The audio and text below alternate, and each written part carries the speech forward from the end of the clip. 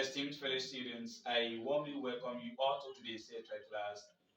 Again, today with you is AL-AYYÜBY, and we shall be talking about how to use though, although, and even though correctly in English sentences. Now, come with me in order to see the logic behind the usage.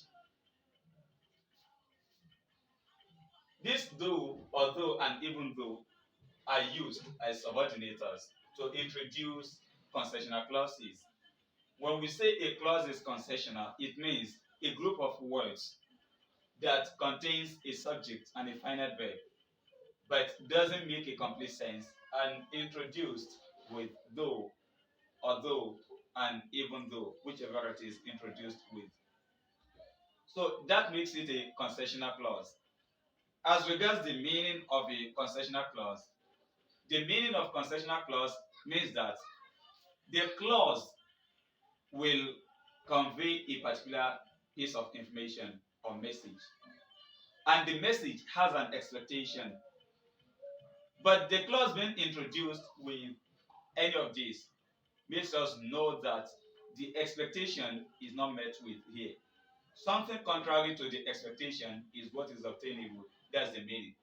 If you say, though I'm aware of the lecture, even though I'm aware of the lecture, although I'm aware of the lecture, the expectation from being aware of something is to attend the thing, to grace the event with one's presence or attendance.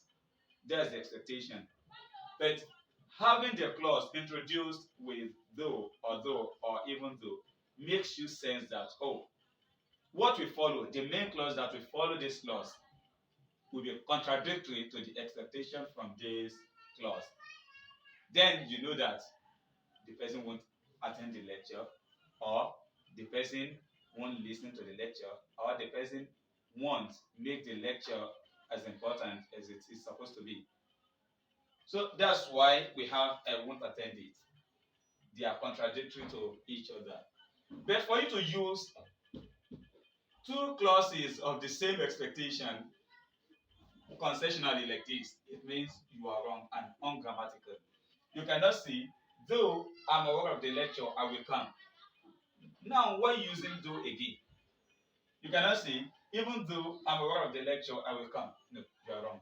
You cannot say, although I'm aware of the lecture, I will come. No, they must be contrary to each other. In another way, you can say, though I'm not aware of the lecture, I will come. You see now, though I'm not aware of the lecture, I will come. Because the expectation from somebody who is not aware of the lecture is not to attend the lecture.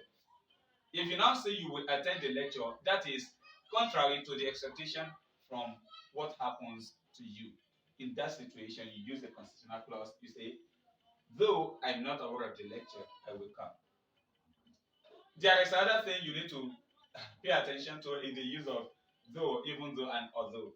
I've seen people use but to introduce the second clause. This is wrong. Why? When you use but, it means something is contradictory to another. When one is positive, the other will be negative. And when one is negative, the other will be positive. That's what you use but for. In such a situation, you don't need it again because though, although, and even though already do the same thing. So this is how to use these concessional clauses. You say, even though I heard him, I did not answer him. Though I heard him, I did not answer him. Although I heard him, I did not answer him. Even though I did not hear him, I answered him. Though I did not hear him, I answered him. Although I did not hear him, I answered him. That's how to use these concessional clauses. Have a nice day and don't forget to subscribe to our channel. Please like, share, and comment. Thank you for watching.